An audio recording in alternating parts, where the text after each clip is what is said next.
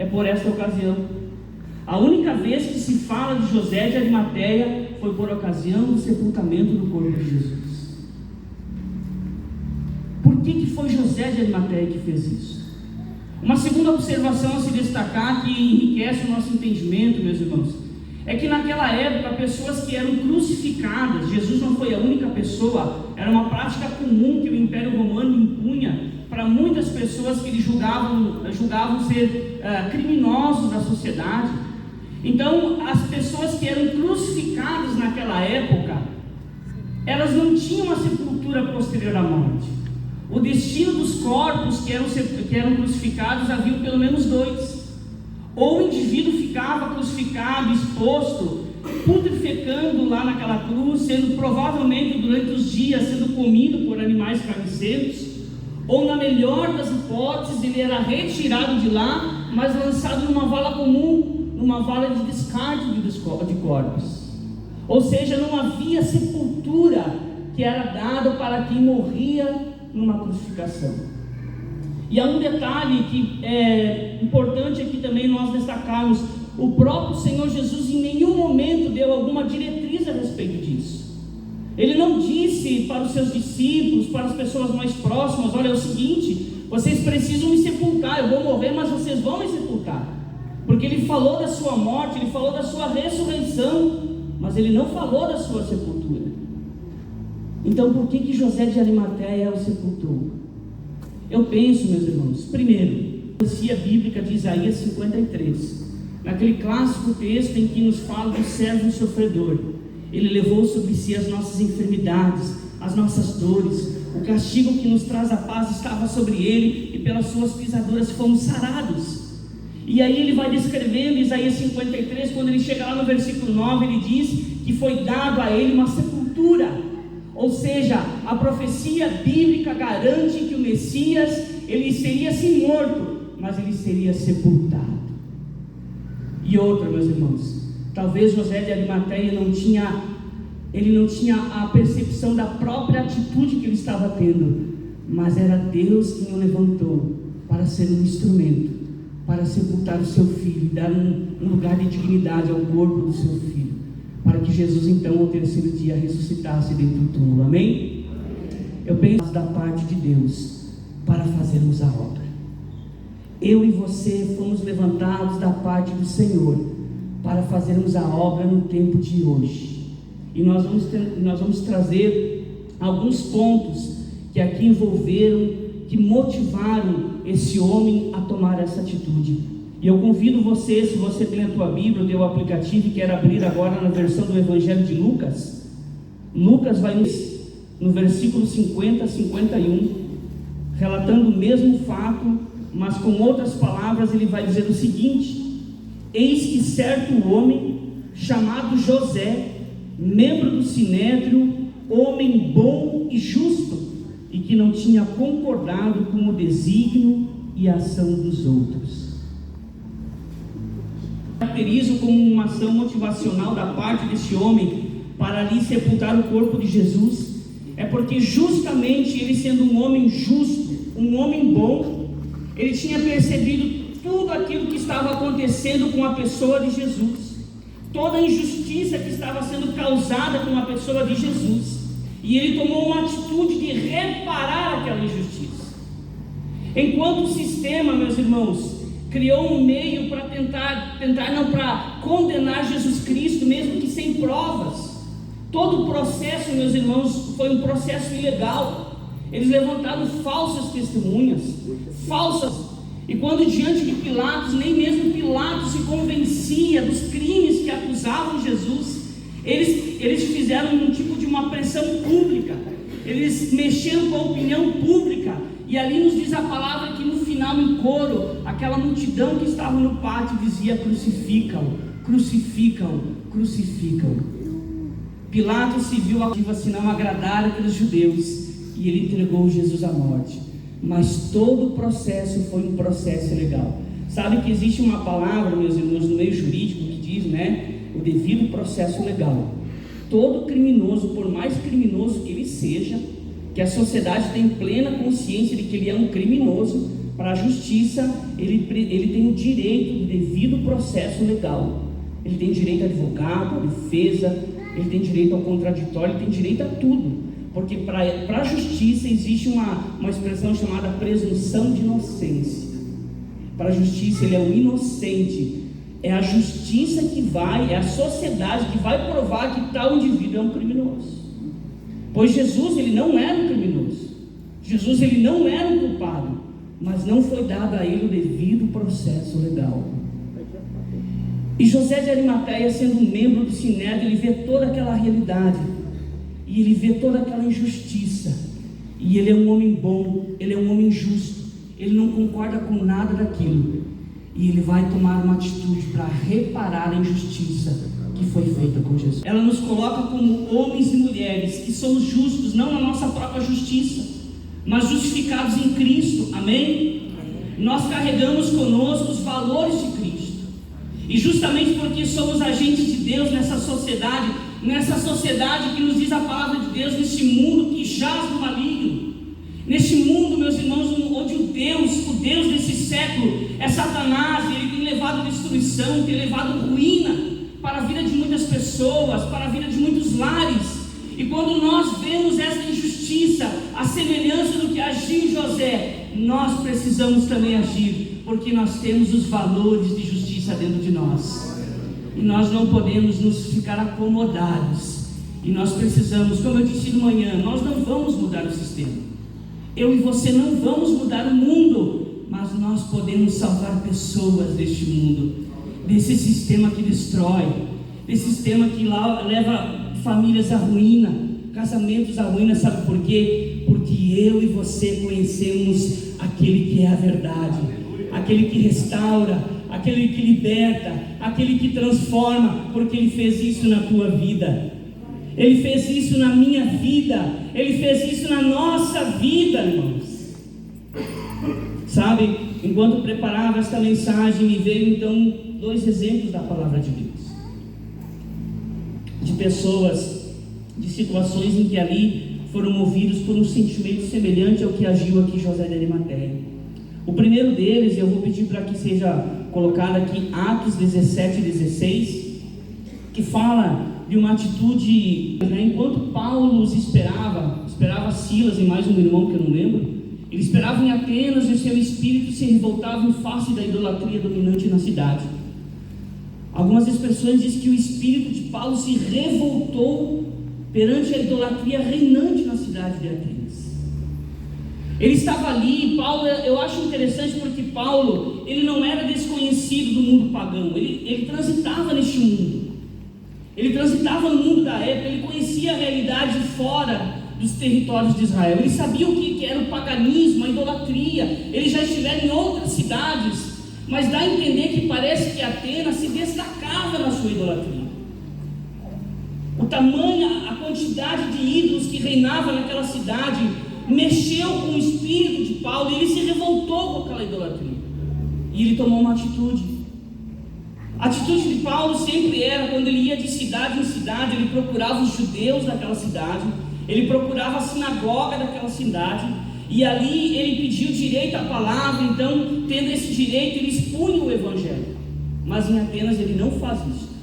Em Atenas, meus irmãos, ele vai direto para a praça da cidade, num lugar chamado Areópago, um lugar onde ali havia os pensadores, um lugar de debate, e ele ali dá o direito, ele toma o direito para se dispor o evangelho, porque o seu espírito viu, os seus olhos viram aquela idolatria, e ele não se conteve.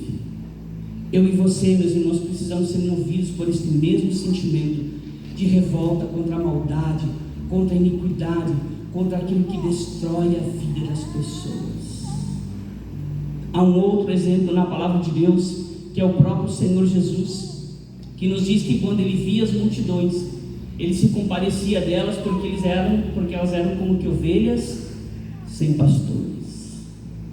A compaixão de Jesus, isso movia. Era uma multidão que, embora estando debaixo de um sistema religioso, mas eram vidas desassistidas, vidas desamparadas, vidas que necessitavam de um acolhimento, necessitavam de um pastoreio, e Jesus viu essa necessidade, Ele se compadeceu delas.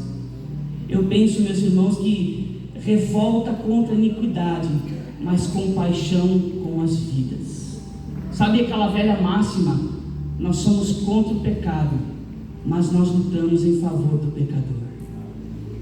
Revoltar-se sim contra o sistema que leva as pessoas à ruína, mas lutar por essas pessoas movida por um sentimento de compaixão.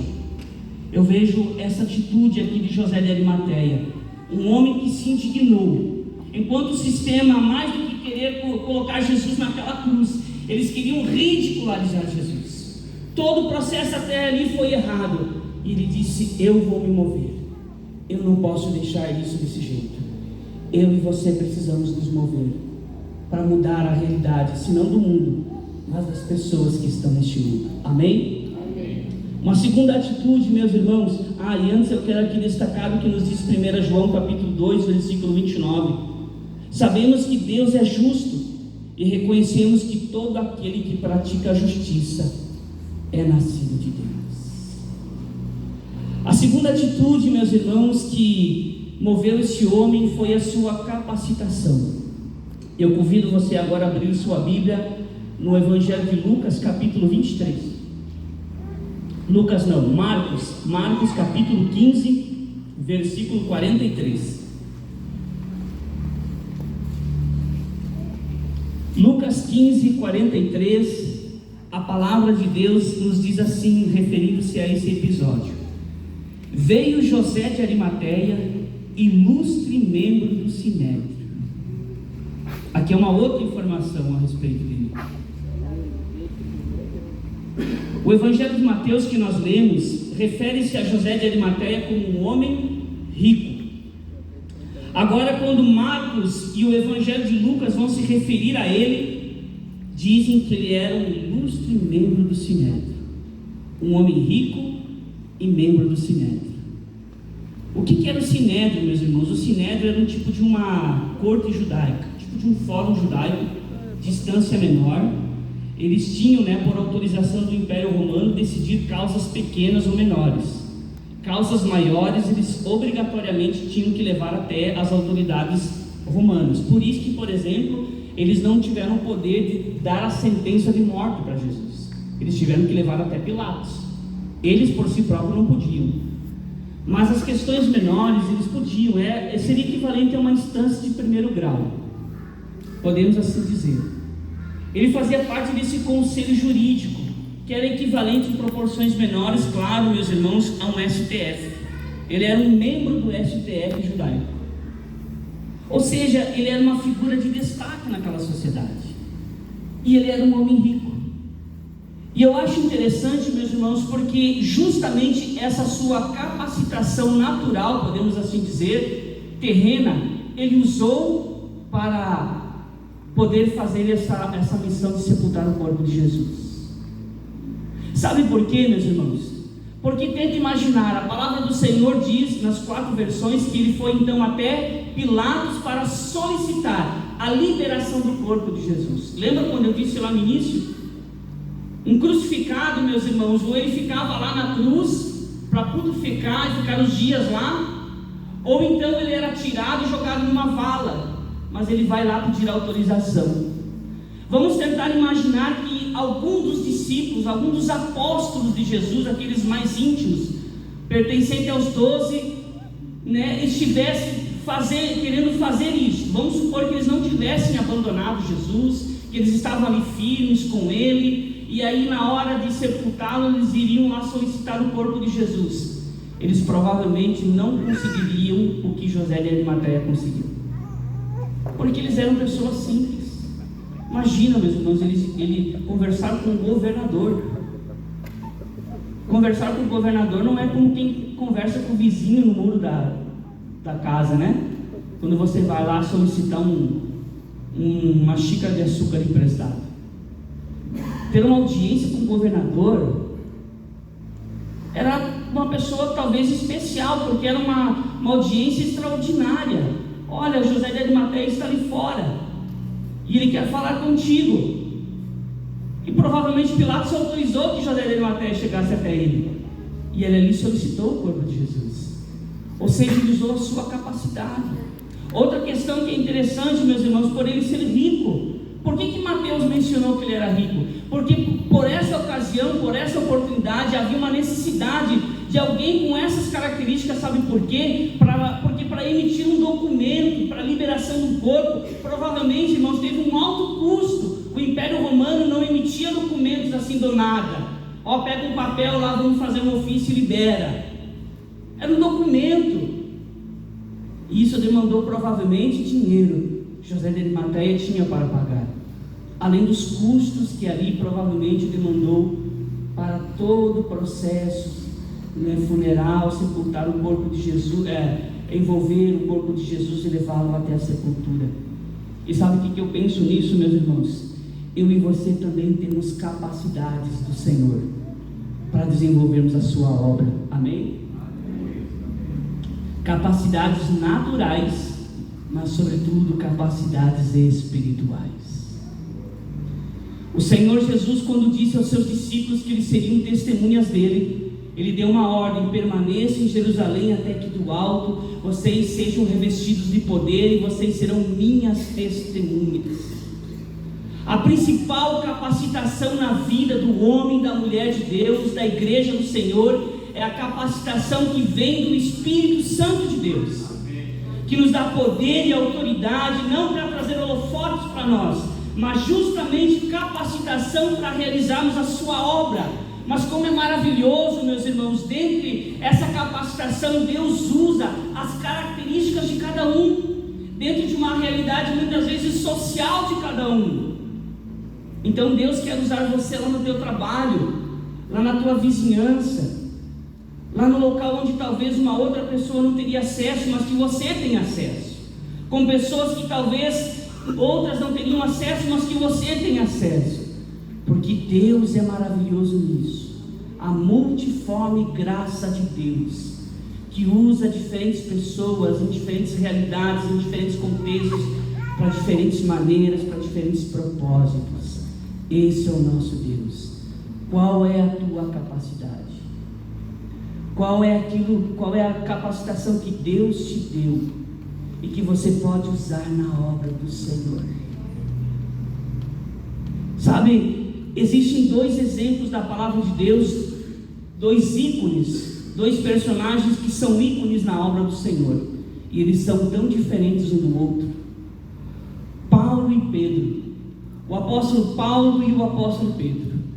Enquanto Pedro, meus irmãos, é aquele homem de origem simples, humilde, ele é da cidade de Cafarnaum, ele é de origem, a sua profissão de ofício era pescador. A palavra nos diz lá no livro de Atos que quando ele falava com João perante as autoridades ficaram impressionadas com a ousadia do discurso deles, porque diz-nos o texto ali que eles sabiam que João e Pedro eram pessoas iletradas, eles não tinham formação. É possível, meus irmãos, que eles eram analfabetos. Esse Pedro, meus irmãos, talvez com uma linguagem até meio tosca, um brucutu, um homem talvez nada refinado, mas Deus, na sua infinita graça e misericórdia, usa a vida de Pedro, não para pregar na sinagoga, porque ele não tinha direito a subir no púlpito da sinagoga, mas ele pregava na rua, ele pregava no pórtico de Salomão, lá no templo. E quando ele pregava lá no pórtico, as multidões o ouviam, e na primeira pregação nos diz que 3.000 almas se converteram. Isso se chama a graça de Deus. Agora, quando a gente vai para o oposto do que era Pedro, é o Paulo. O Paulo nos diz, e a gente tem esse entendimento, que ele era de uma família abastada. Ele não era um judeu que nasceu nos territórios de Israel, ele era de Tarso. Ele era uma família judaica da diáspora, da dispersão. Paulo cresceu numa outra cultura, aprendendo aos pés de Gamaliel, conforme nos diz a palavra de Deus. Para quem não sabe, Gamaliel era neto de Hilel, e Hilel era uma das escolas mais importantes da cultura judaica. Ele estudou em escola particular, com um professor particular, um homem provavelmente acadêmico, um homem que provavelmente era poliglota, falava muitas línguas. Ele tinha credencial, meus irmãos, de rabino, quando ele ia de cidade em cidade e solicitava ali o direito de subir no púlpito da sinagoga para expor as escrituras. Só davam um direito a ele, sabe por quê? Porque ele tinha credencial de rabino. E Deus usou a vida também de Paulo. Eu estive assim pensando, meus irmãos, muitas vezes nós somos aqueles que colocam desculpas para que nós não façamos a obra de Deus. Eu estive nessa tarde meditando e pensando mais uma vez no que eu iria dizer nessa noite, e aí lembrei da atitude de Jeremias quando Deus o chamou. E Jeremias dizendo: Senhor, mas eu não passo de uma criança. Muitas vezes nós dizemos: mas eu sou um Zé Ninguém, quem sou eu para fazer a obra de Deus? Se você é um Zé Ninguém, se você não é um Zé Ninguém, se você tem formação, se você não tem formação, se você é alguém de destaque na sociedade, se você não é de destaque na sociedade, não importa, apenas se coloca nas mãos de Deus e use na capacidade que Deus te deu, porque você pode não ter muito daquilo que o mundo tem, mas você tem aquilo que Deus te deu. Aliás, eu quero aqui destacar, fazendo uma observação extremamente importante. A Bíblia nos adverte: ninguém pense de si mesmo além do que convém. Não queiramos ser aquilo que Deus não propôs para que sejamos, mas também não se omita a fazer aquilo que Deus te chamou para fazer, porque se Deus te chamou, é porque Ele vai te capacitar. A terceira atitude, meus irmãos, é o que nós vemos, e aí continuando na versão de Marcos, capítulo 15, versículo 43, Marcos diz que então ele, sendo ilustre membro do Sinédrio, mas na sequência ele nos dá uma outra informação de José, que esperava o reino de Deus. Todos os judeus daquela época esperavam o reino de Deus. Era, meus irmãos, algo comum de quase toda a nação. Todo judeu esperava o reino de Deus. Os discípulos de Jesus esperavam o reino de Deus. E os discípulos de Jesus, eles criam que Jesus era o Messias que viria para restaurar Israel e estabelecer o reino de Deus. Mas é interessante, meus irmãos, quando nós vamos lá para os registros, para a narrativa dos evangelhos que falam da morte de Jesus, qual é o comportamento daqueles discípulos, dos apóstolos em específico? Todos eles estão desanimados, tristes, nenhum deles parece acreditar mais. Eles têm até dificuldade de acreditar na ressurreição. É relatado para eles: Jesus ressuscitou. Eles têm dificuldade de acreditar. O Tomé foi mais ousado. Ele disse: se eu não colocar a mão nele, eu não acredito. Quando a gente vai naquele relato que fala dos discípulos no caminho de Emaús, há uma parte em que eles estão ali conversando, com Jesus, sem saberem que que era Jesus que estava ao lado deles. E aí qual é o discurso deles? Olha, ele era varão poderoso em obras, mas depois de tudo isso, você foi, acabou. Não tem mais por que nós alimentarmos essa esperança. Eles até dizem: é certo, muitos dos nossos foram lá, voltaram relatando que ele ressuscitou, mas a palavra deles é: será que ele ressuscitou? Ou seja, a cruz, meus irmãos, foi para os discípulos algo que parece que tirou deles essa esperança, parece que tirou deles essa fé. Mas quando a gente vai para José de Arimateia, eu penso que justamente a atitude dele ir sepultar o corpo de Jesus é porque ele continuou crendo, esperando no reino de Deus. A morte não era o fim, mas a morte era parte do processo.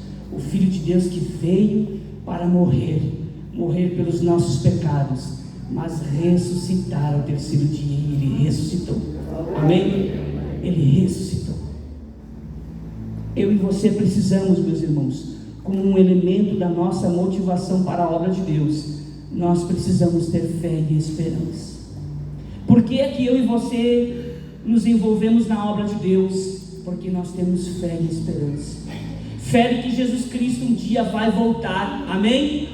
Fé de que um dia será manifestado e revelado novos céus e nova terra.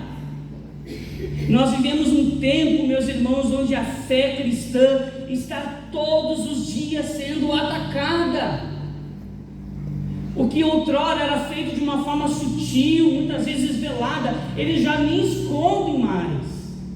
Eles dizem que nós somos os bobos, que nós somos os idiotas, que nós somos os negacionistas, que a geração de hoje é uma geração que crê na ciência, que eles não precisam mais dessas crendices. E existe uma máquina gigantesca, meus irmãos, é lá na universidade, é na imprensa, é no meio artístico, é o tempo todo querendo desmerecer a verdade do Evangelho, querendo dizer que nós, meus irmãos, vivemos iludidos com essa história de que um dia o Deus de vocês vai voltar. Mas a Bíblia afirma, e categoricamente afirma, que um dia Ele virá sobre as nuvens, entre nuvens, com grande poder e glória, e todo olho o verá, até mesmo aqueles que o transpassaram. E diz a palavra que os que estiverem mortos serão ressuscitados, e os que estiverem vivos por aquela ocasião serão arrebatados, e nós nos encontraremos com o Senhor nos ares, e estaremos com Ele para todo sempre, para todo sempre, para todo sempre. E nós acreditamos nessa palavra, e nós vamos continuar acreditando, porque é ela que nos move a fazer a obra de Deus. Nós não acreditamos numa mentira, porque como disse o apóstolo Paulo, em específico falando da ressurreição, se Jesus Cristo não ressuscitou, nós somos o que, meus irmãos? Os mais infelizes da face da terra. Mas nós não somos infelizes porque cremos numa verdade. Sabe, eu aqui pregando e lembrei de uma expressão que certa vez dizem que é atribuído ao Billy Graham. O Billy Graham, ele disse assim: dizem que o grande peixe engoliu Jonas, e eu acredito. E se a Bíblia dissesse que foi Jonas que engoliu o grande peixe, eu continuava acreditando, porque a Bíblia é a palavra de Deus. Nós precisamos ter essa ousadia, termos essa fé e essa esperança. Uma quarta atitude, meus irmãos, nós precisamos ser resolutos.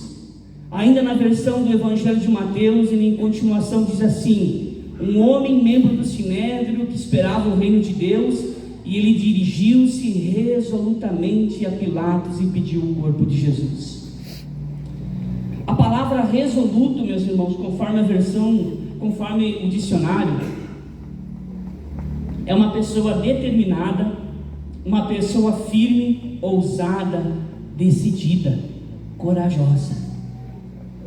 Por que a versão de Marcos diz que ele dirigiu-se resolutamente até Pilatos? Qual é o objetivo dessa informação? Por que José de Arimateia, pegando então esses outros significados, ele precisou dessa determinação, dessa ousadia, dessa coragem?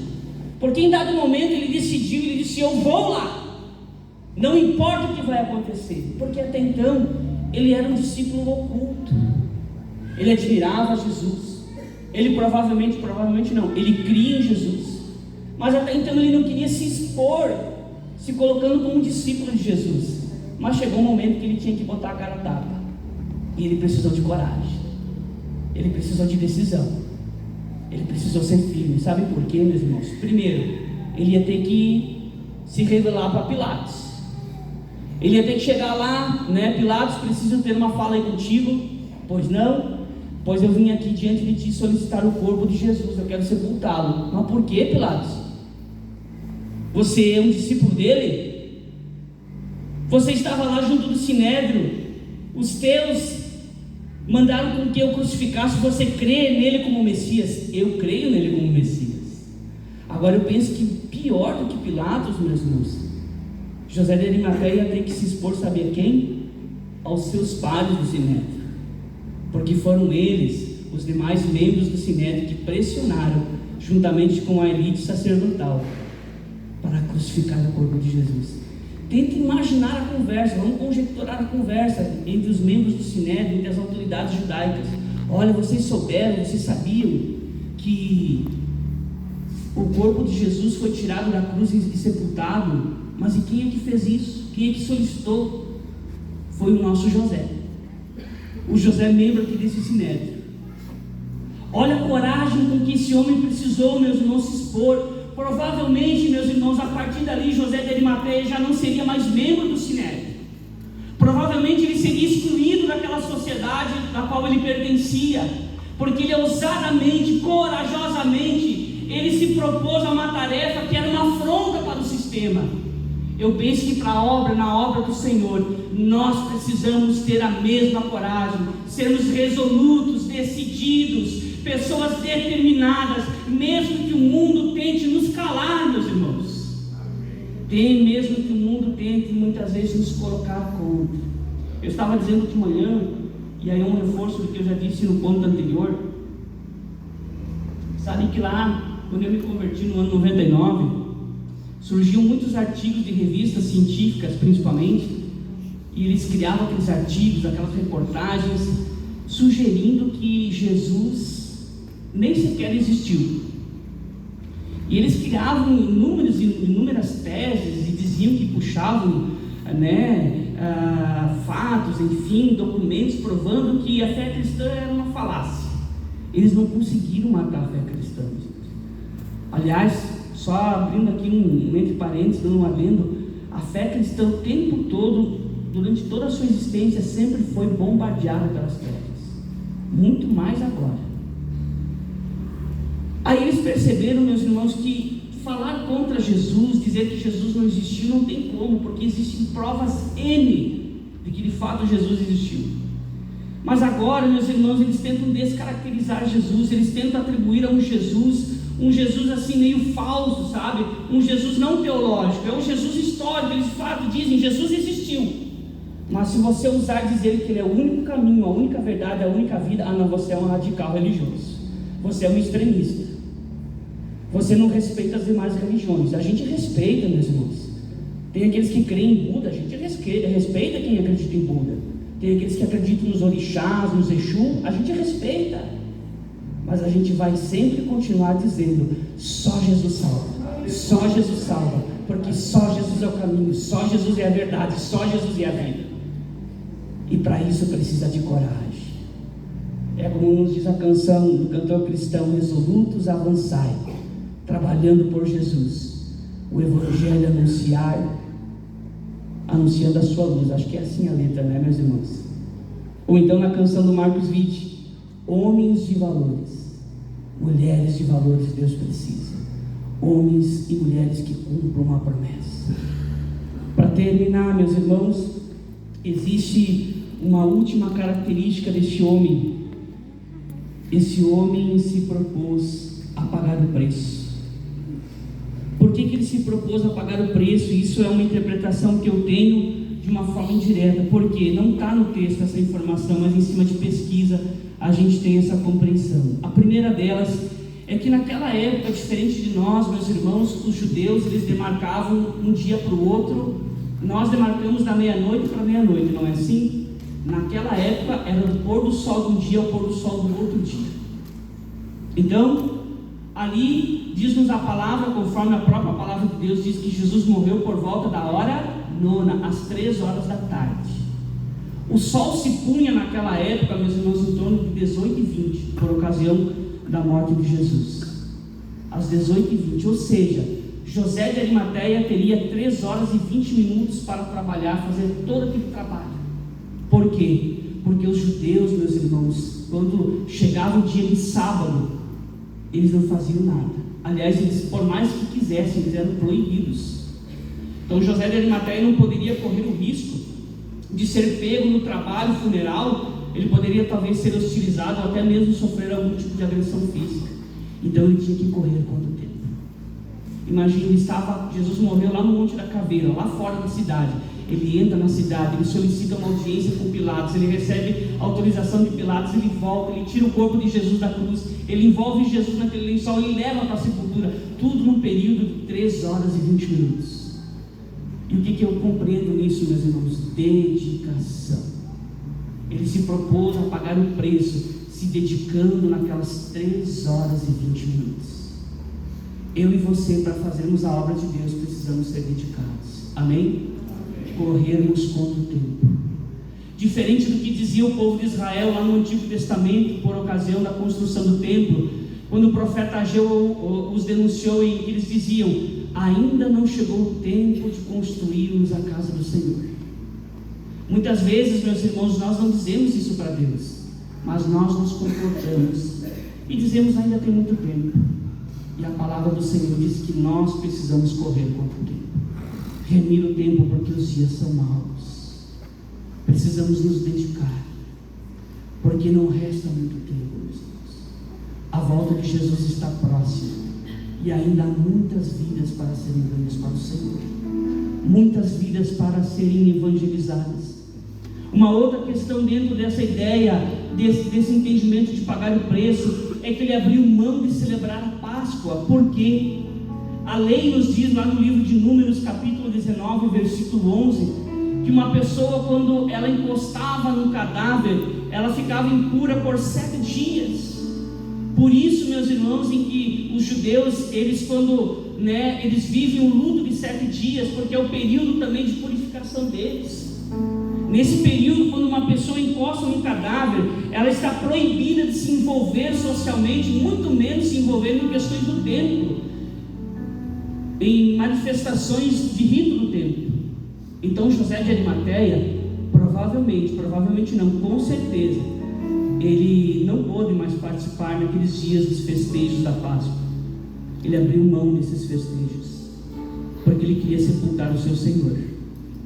Eu penso que muitas vezes, meus irmãos, nos dias de hoje, em um tempo onde as pessoas ficam exigindo seus direitos, eu quero os meus direitos, Deus está dizendo: abra mão dos teus direitos para fazer a obra do Senhor.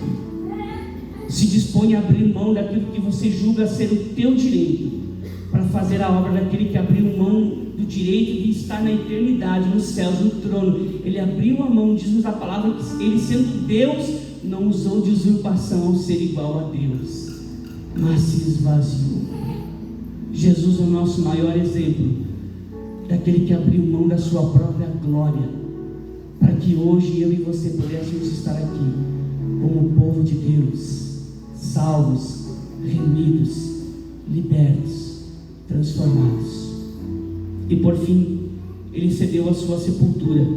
Eu penso que é um ato de altruísmo. Ele poderia muito bem ter dito: eu não vou ceder minha sepultura, eu comprei ela, foi caríssima, eu já estou me dando no trabalho de tirar o corpo de Jesus daquela cruz. Mas ele deu a sua sepultura para Jesus. Eu penso que na obra de Deus a gente precisa dar um pouco mais de nós. A gente precisa dar um pouco mais de nós. Muitas vezes nós não queremos dar o nosso tempo, nós não queremos dar os nossos recursos, nós não queremos dar aquilo que Deus nos deu. Nós retemos para nós. Nós precisamos ser altruístas, porque, meus irmãos, o trabalho de evangelização é um trabalho altruísta. É você se preocupar com a dor alheia, é você conhecer a realidade de pessoas que ainda não conhecem Jesus, e você dizer: assim como Jesus salvou a minha vida, a minha família, o meu casamento, mudou a minha história, a minha realidade, eu quero ser um instrumento de Deus para mudar a realidade de outros. Isso se chama altruísmo. É você dar um pouco de si, um pouco daquilo que Deus te deu para a obra dele. E eu te convido a você se colocar de pé neste momento.